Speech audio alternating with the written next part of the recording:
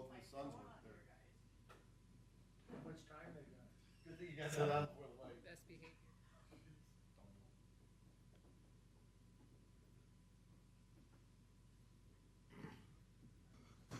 3 minutes. And the main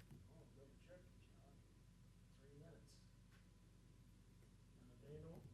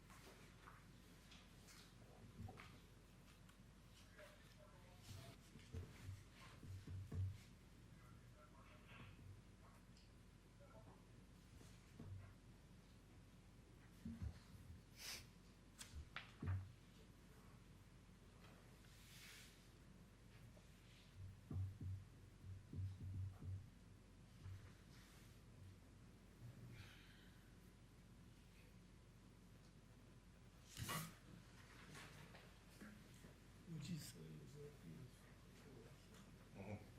Tuesday, last Tuesday.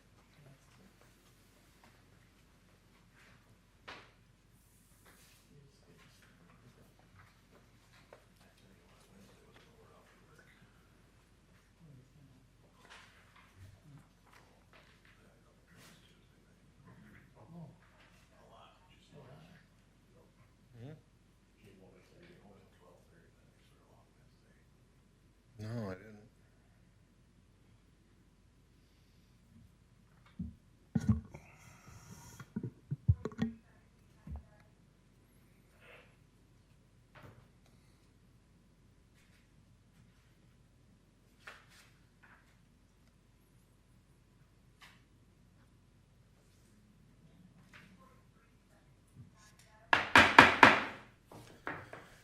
Good evening. I'd like to welcome everyone to the East Dubuque City Council meeting. It is Monday, July 15th. I ask that you please turn your cell phones off during the meeting and please be quiet during discussions. Please stand for the Pledge of Allegiance. Pledge allegiance to the flag of the United States of America and to the republic for which it stands, one nation, under God, indivisible, with liberty and justice for all.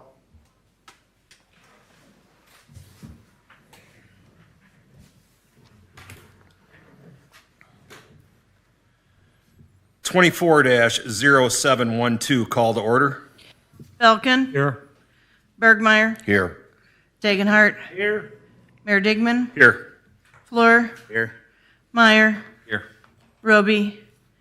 Attorney Hess. Here. 24-0713 staff reports. City manager report. Thank you, Mayor. So we've got exciting news on downtown development. The arena building has been purchased by a developer, and as has the lot between the arena building and First Street. And the planned development there will be for housing the dispensary that was been talked about in downtown for a couple of years, as well as green space and gardens going in alongside First Street. Given the developer does a lot of work in the area, we're also hopeful that we'll get more work from that relationship. So as it stands right now, if you go from the other side all the way to what's the old flower shop, that would all be redeveloped this year. And then go down a block and you have the Johnny O's development, which we're still hopeful on, and another development that we're also talking with somebody on right now that could come into a building in East Dubuque on Cincinnati. Very exciting news right now. Major investments in the downtown.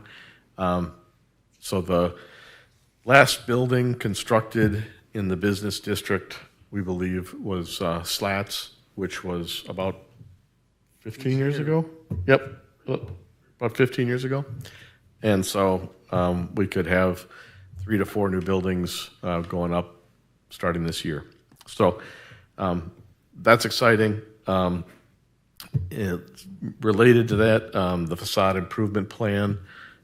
Chairman Meyer, the mayor, and I have been talking about getting the facade improvement program going to be able to encourage people and help them with improving the facades on the buildings in the business district down here.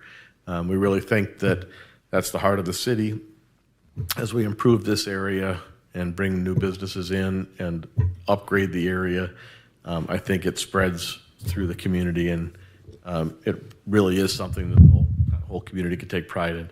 When you add that to the fire station, police station project, it gets even more exciting. So on that topic, the roof has been assessed, and they've done core samples to determine just what's in the roof. And so now we'll be able to go from that to getting estimates to replace the roof. So once the roof is replaced, then the building is protected going forward. And we met with the police chief, fire chief, and a couple of their folks, and an architect to talk about the space needs for each of them, what they needed for space in particular. The most encouraging thing to me was that the departments, for all the joking that we have, the departments were anxious to work together.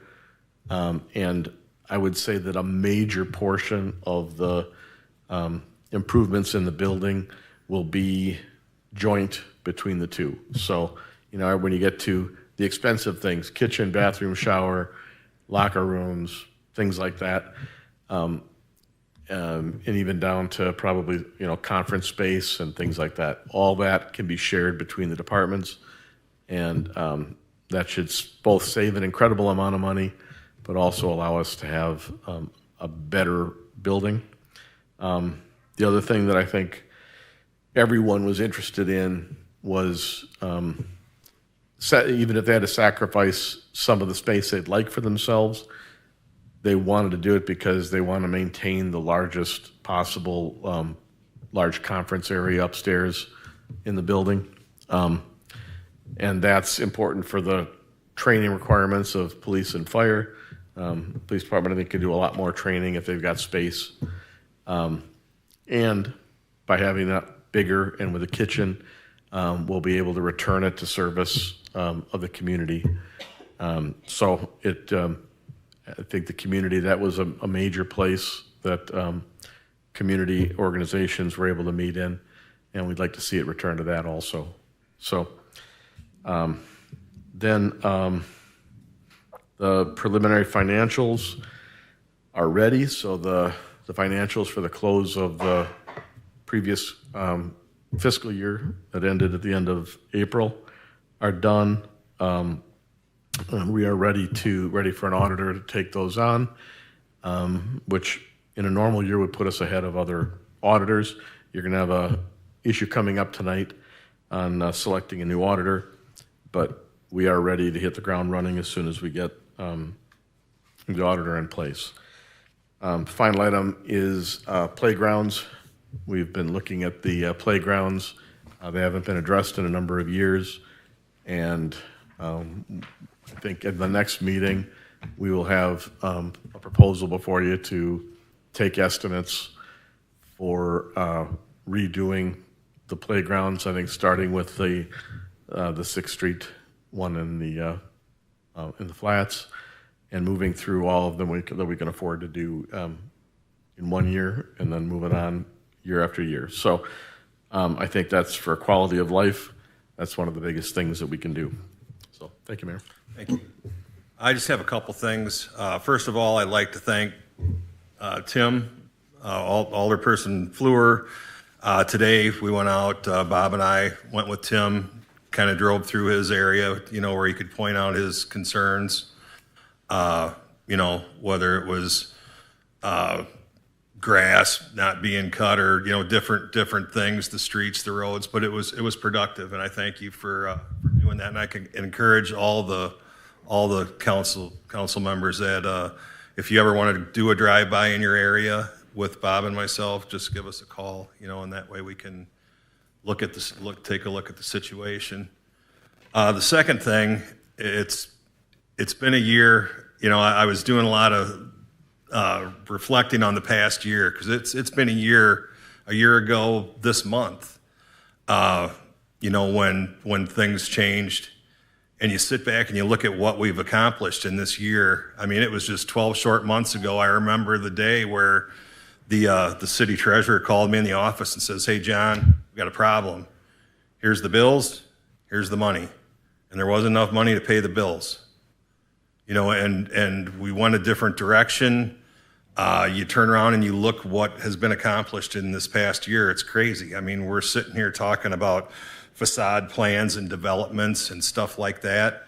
I just want to take the time. I want to thank City Manager Seitz for his leadership, the council members, City Attorney Hess for all your guidance through a lot of it, department heads and employees, and city staff. I mean, you have a lot to be proud of. I mean, we've come a long way in a short time, and it's pretty exciting with what we got going on. So kudos to everybody. Nice job. All right, Alderperson report. Belkin. I have nothing tonight, Mr. Mayor. Thank you. Bergmeyer. Nothing tonight, Mr. Mayor. Degenhardt. Nothing tonight, Mayor. Fleur. Nothing tonight. Thank you. Meyer. Had a couple people call, text, reach out, them gravel spots up there on Montgomery. If there's, I don't know if Bob's got a latest on when they're gonna start doing that, or if it's gonna be a little bit, maybe have Tony's guys maybe fill in a couple of them corners. There's some pretty good holes. So they have been filling the corners, the holes, as they come, but these storms have washed them out again. The contracts are all signed with the paving companies to do all the paving. We're just waiting for them to be able to, for their schedule to work out to be here. Did they give you an estimate, a date estimated on when they were going to start? They're contractors. I know. But I think August, we should be seeing work come. That's all. All right, thank you. All right, City Attorney Hess. I don't have anything to report, but I would echo what you said. It's been quite a year. Most of our research now and legal projects are focused on real estate closings, revitalization of the downtown, and improving our code. So those are all really positive things in the last year. Nothing else to report. Thank you. Chief Kavasic? Thank you. Public Works Director Van Ostrin? Thank you. Chief Himes not here. Can't even see outside anymore. 24-0714, speakers from the floor. There are none noted.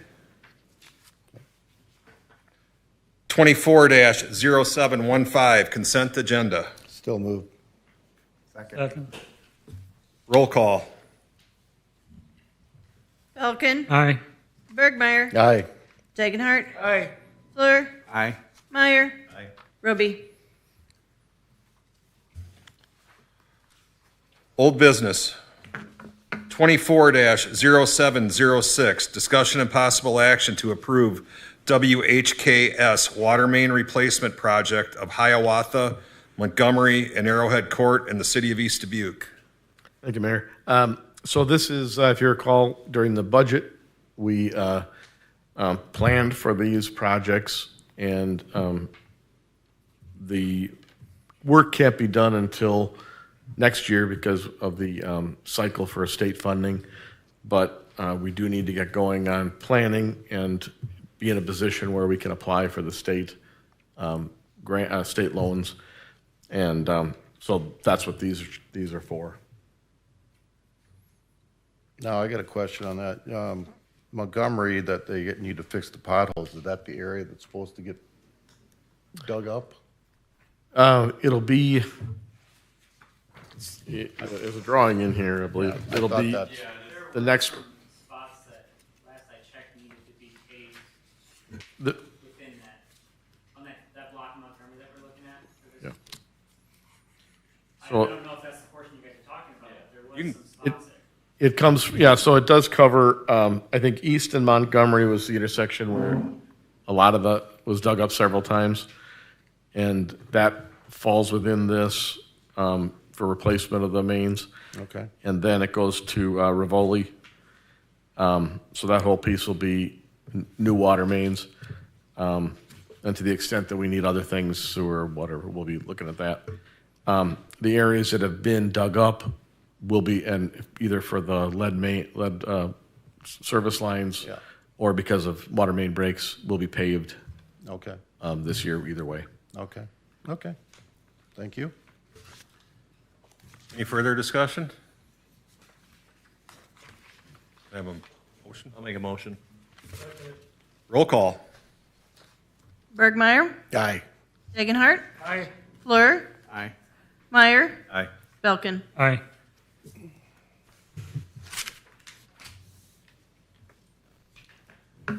Twenty-four 0708 discussion of possible action to approve an ordinance to allow the operation of utility task vehicles and golf carts on the streets and alleyways in the city of East Dubuque.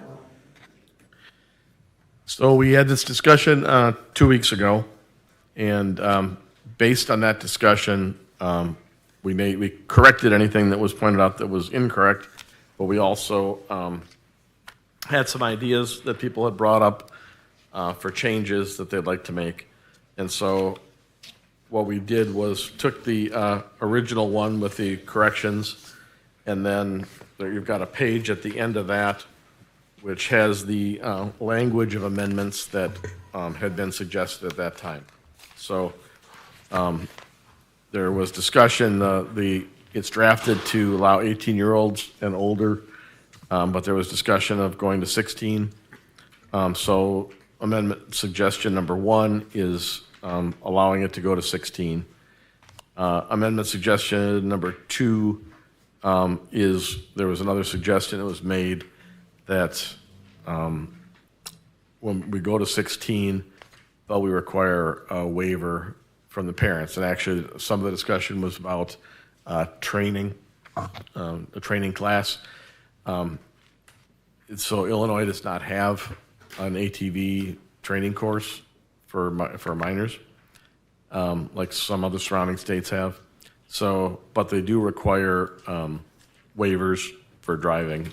So the second one is going to 16 with the waiver from the parent or guardian.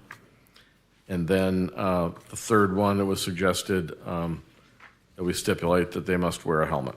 And so that's that amendment. So from my notes, those were the main ones that were brought up. Then behind that, I put the statutes that relate to ATVs. The state doesn't recognize UTVs, but most of the UTVs would come under the state's definition of ATV. And the ones that aren't are larger. And so one would expect that if it was larger than a ATV, that it would come under the same sort of requirement. And the main facts there are that ATVs, local governments are allowed to allow ATVs to operate on their own streets. Counties are allowed to allow them to operate on their roads. And the other major thing is ATVs are allowed to cross state highways of the type of highway that we have here at as close to a 90-degree angle as possible. So that language about 90-degree angles was basically from similar to statute. The main difference is that while it speaks to crossing with ATVs, it does not allow crossing with golf carts. So, and the statute recognizes golf carts, and it also recognizes neighborhood electric vehicles, which is basically, I'll call it a souped-up golf cart. And it defines golf carts as basically being set up for golf, and neighborhood electric vehicles being set up for running around on the streets. So we do have the ability to allow them to cross state highways with ATVs, but specifically they are not in statute for the UTVs, or for the golf carts. And that, I think, is everything that I came up with, so. I have one question on the amendments. I just noticed this. Amendment number 3, where it says operators or passengers under the age of 16 must wear a helmet. If they're under the age of 16, they shouldn't be operating. So was that supposed to be like, Oh, the I helmet should say operators, yeah. under the age of 18 Passenger. have to wear a helmet, or I think it was passengers, because I think it's 17. I don't recall what the helmet regulation is for the state, but I just know. you're not an operator under 16, but you'd be wearing a helmet. I think that I was taking from discussion here was that under 16 they should wear a helmet. I think was what somebody had suggested. Or are we allowing them to drive at 16 or drive at 18? It depends on what you vote on. So the regulation as it's drafted is 18, but you had brought up 16. And so there's an amendment drafted, if you want to go to 16, you go to 16 straight, or you can go to 16 requiring a waiver. And then the other one is the helmet one. So in order to get a permit, they would have to be a licensed driver. A parent would have to sign off on the permit, and they would have to wear a helmet between 16 and 18. Between 16 and 18. So the helmet, you can pick what you want for the helmet as far as, I mean, you have to follow state regulation when driving the vehicles. And I'm not sure what the state regulation is for wearing a helmet off the top of my head. So Amendment 3 would then read operators and passengers under the age of 18?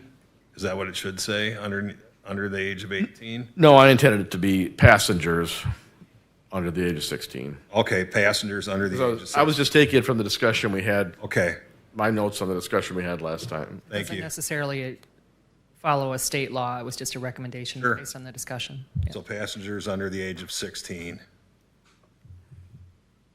So we just cross off the operator part, okay. And then- Actually, the language just says passengers. Okay, It was just by description of it. okay, I got you. I see, yep. So then we just have to decide on Amendment 1 or 2, is that correct? If any, yeah, so now anyone could offer any of these amendments or any other amendments. And then when we're done amending it, then you can vote on the resolution if you want to.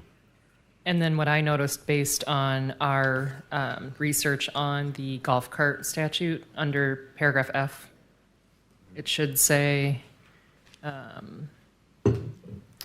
UTVs or golf carts may not be operated on a state highway, period.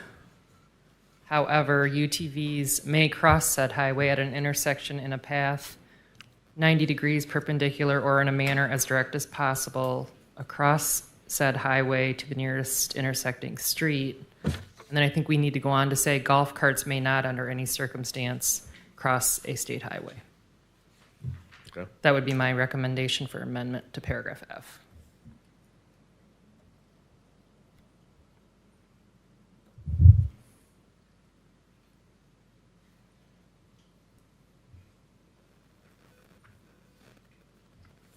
So if anybody wants to offer that, they could offer. Thoughts? Yeah. I mean, do you want, I mean, honestly, guys, I really don't care. I'm the only one that suggested the 16. If you guys want to stay with 18 years old, I was just figuring if they're old enough to drive a car at 16, they could be old enough to drive one of these things. But if it's going to cause a lot of headache and issues, 18 is fine. I mean, it was just, well, I think the question, because both of them have 16, I think it's whether Amendment 2 would be with a would they have to get a waiver, is that correct? Well, the way it's drafted right now, it's drafted to 18. Yep. And so you'd have to move an amendment to make it 16.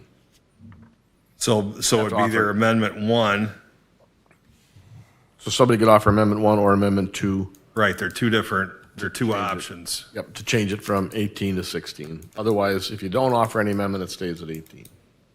Stay at 18 years old is what you're saying. Yep, if nobody amends it, it stays at 18. Otherwise, you can choose Amendment 1 or Amendment 2. Amendment 2 just requires a waiver signed by the parent or guardian. So the 16-year-old couldn't come in and get a permit to operate one without a parent present. It's your idea, what do you think? I don't care either way, but I'd almost like to see it go as 18. We can always change it, but for now, I would say 18-year-old, I'm fine with that. I mean, you know? I mean, if there's a bunch of fuss or down the road, we feel that we need to change it, we can change it. I think leave it like, with 18. Yeah. Till Like I we said, see how it goes and see how many things we get on the It would cut down roads. on accidents, I would imagine. Because stay with 18.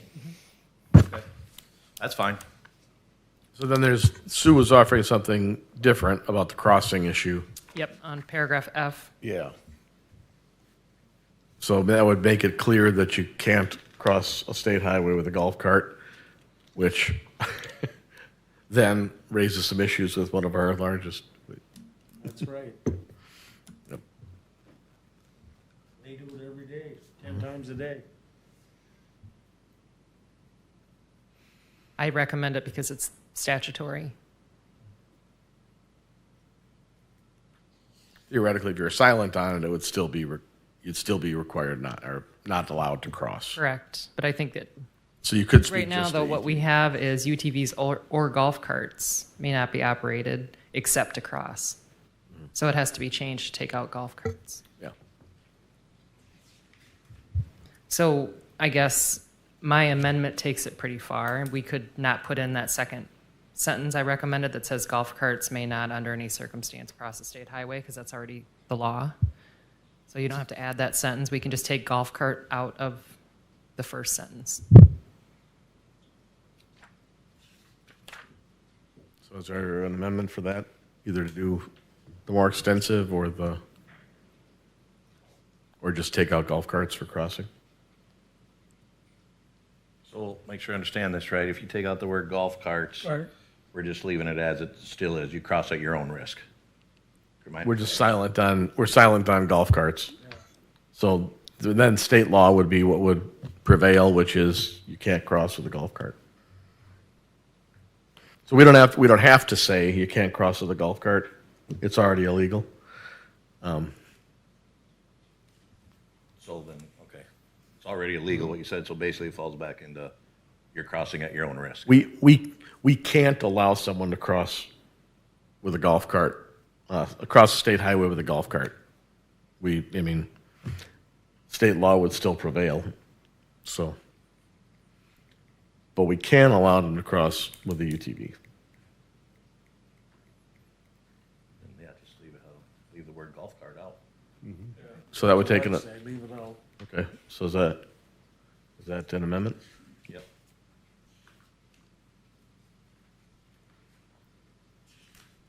So.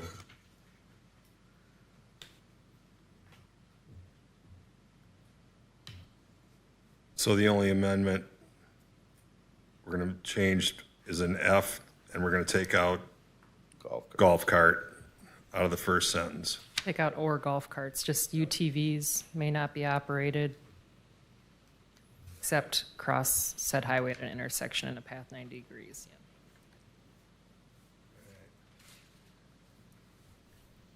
Do we have a motion to approve the ordinance as amended? I'll second. Roll call?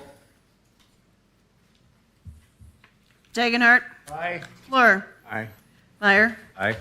Belkin. Aye. Bergmeyer. Aye.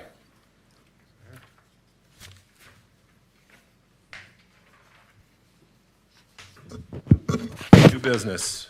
24-0716, discussion and possible action to approve WHKS Third Street Channel feasibility study in the city of East Dubuque.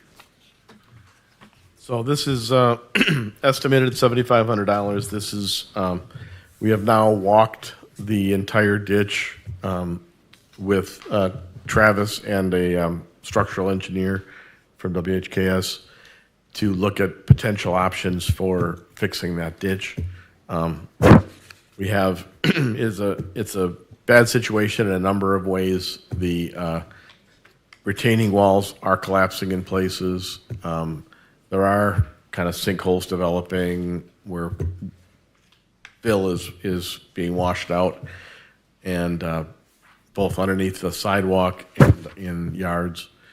And so we have that structural issue just to make it what it is. And then we have the issue that the capacity of the drainage system itself, both the conduits and the ditch itself, are probably insufficient. And so looking at options for fixing that, and you all had the presentation from the DNR a few weeks ago, and Travis is here, can answer any questions you have about what we're going to look at here. But this is just studying the feasibility of some different options for being able to take a look at it. Any questions for Travis? I have none. If not, can we have a motion to approve? So moved. Second. Roll call?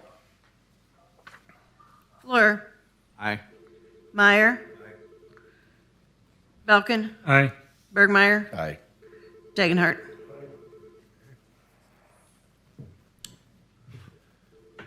Twenty-four 0717, discussion of WHKS lift station improvements in the city of East Dubuque. So stepping back in our facilities plan, we had plans to replace the lift stations, and it was basically, the recommendation was replace all of them at one time and basically completely. We thought that maybe that was overreaching a bit, and that we were going beyond what was necessary. So we asked WHKS to take a look at the projects also, and stick their head, as it were, in the lift stations. And what we have is the two lift stations that constitute the vast majority of the potential liability of sewer problems, and the greatest need for replacement. And that's the Hiawatha lift station and the Family Beer lift station. And they also, as was reported a few weeks ago, didn't feel, HCAS didn't feel that we needed the same level of extensive replacement as was proposed. And so you have the anticipated cost in the facilities plan of the Hiawatha was $984,000. With the changes recommended by WHKS, that number drops to $736,000. And then the Family Beer lift station was in the facilities plan, was recommended at $407,000, and we think we can do that for $290,000. So you can see from those numbers that we should be able to do Family Beer and Hiawatha for about the same cost as we had been looking at for just Hiawatha. When these two are replaced, there's, like I said, there's very little liability in the other ones. There is work that needs to be done on those, but we really don't have the same level of issue in those. So, again, Travis is here. His folks did this.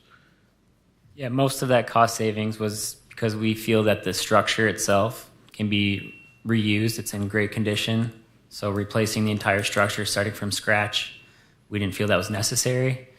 So by reusing those structures, that's where almost all of that cost savings comes from. But as a recap of all of the pumps from all four of your lift stations were all from 1994, from what we could tell. So they're all 30 years old at this point. And that's one of the reasons that you're starting to encounter issues with those is the age. Any questions for Travis? No. I mean, this is quite a savings. Yeah. Definitely. Nice work. Definitely. If not, do we have there's a discussion.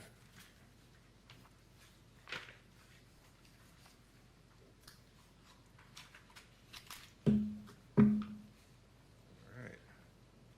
Any further discussion? Nope. All right. None here. Thank you, Travis. Nice, Travis. Stay dry.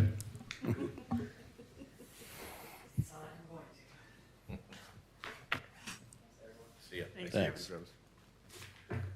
All right, 24-0718, discussion and possible action to approve special event permit and Class D liquor license for Wingfest to be held downtown East Dubuque on Saturday, August 10th from 9 a.m. to 8 p.m. with the closure of the 100 block of Cincinnati Avenue in the city of East Dubuque.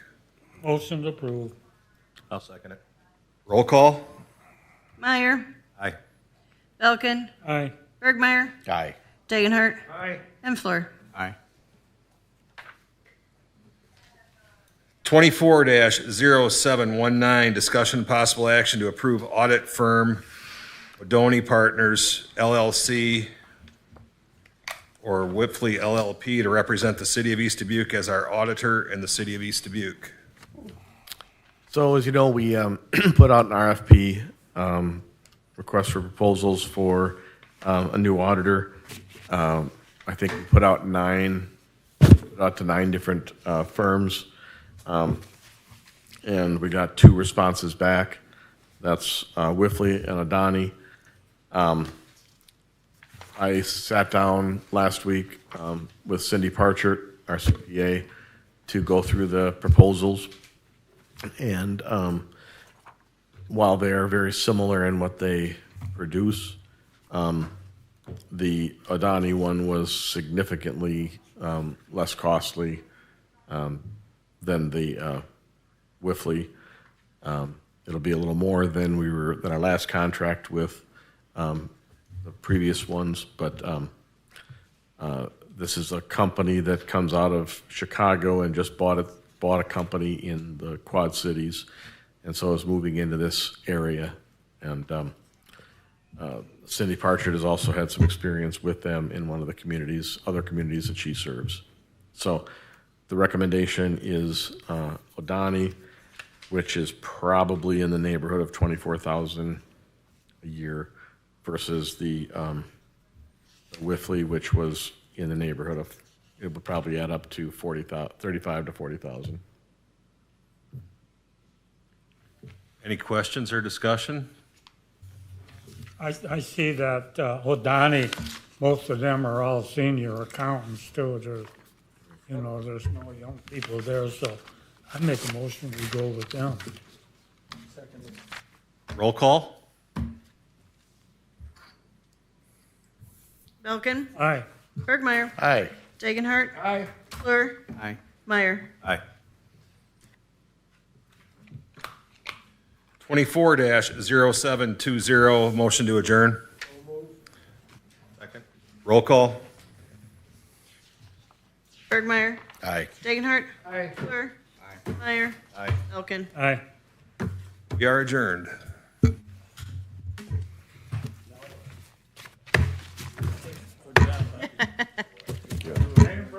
Lori figured that stuff, huh?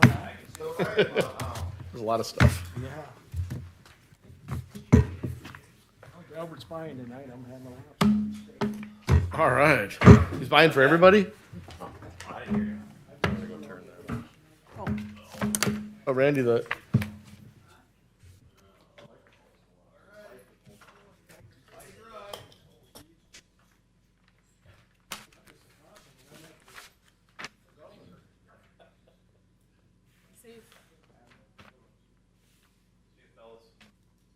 See you, Ben. Thanks, Sue.